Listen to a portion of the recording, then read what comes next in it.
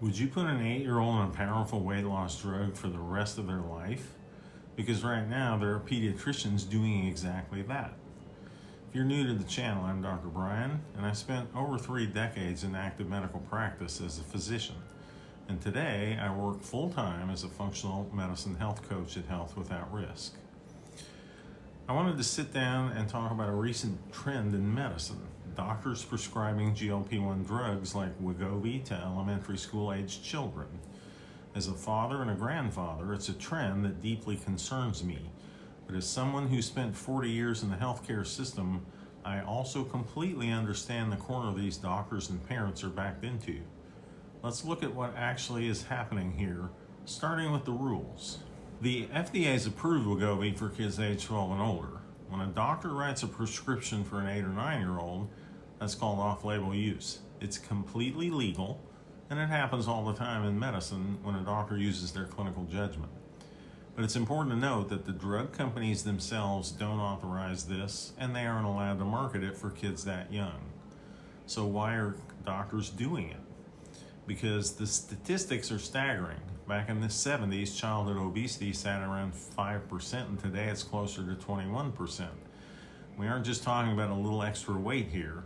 Doctors are now diagnosing elementary school kids with type 2 diabetes, high blood pressure, and fatty liver disease, things we used to only see in adults. Now, the official medical guidelines say we should start with what they call intensive lifestyle programs, like coaching families on food and movement habits.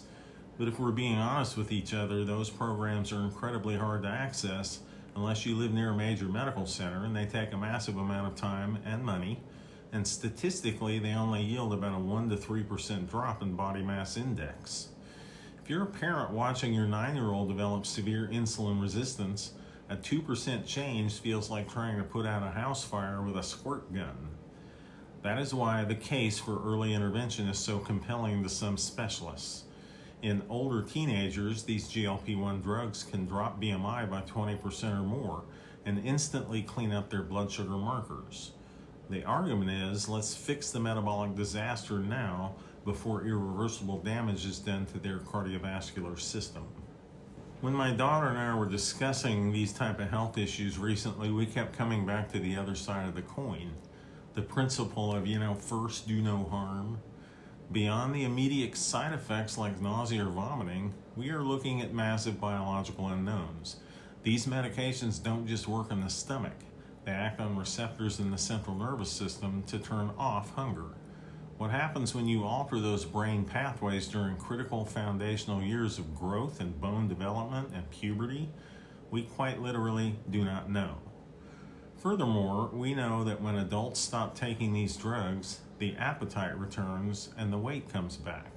If you start an 8-year-old on Wegovy, you are potentially signing them up for multi-decade and maybe lifetime pharmaceutical dependency. What does 40 or 50 years of continuous GLP-1 use do to a human body? No one on earth can answer that right now. Even the experts who write the rules are torn. Dr. Sarah Hampel, a leading pediatric weight specialist who helped draft the American Academy of Pediatrics obesity guidelines, has flat out stated that we simply do not have the evidence to safely prescribe these drugs under the age of 12 right now. In reality, this isn't a black and white issue. It's a heartbreaking risk-benefit calculation. Parents and doctors are being forced to choose between a very real documented metabolic crisis happening right now or a pharmaceutical intervention with completely blind long-term consequences. As we wait for more clinical trial data to trickle in over the next few years, I want to pose the same question to you that I posed at my own dinner table. If you had a child or grandchild facing severe health markers, which risk would you be more willing to take? Intervening aggressively right now or waiting until the long-term safety data is clear? Let's talk about it in the comments below.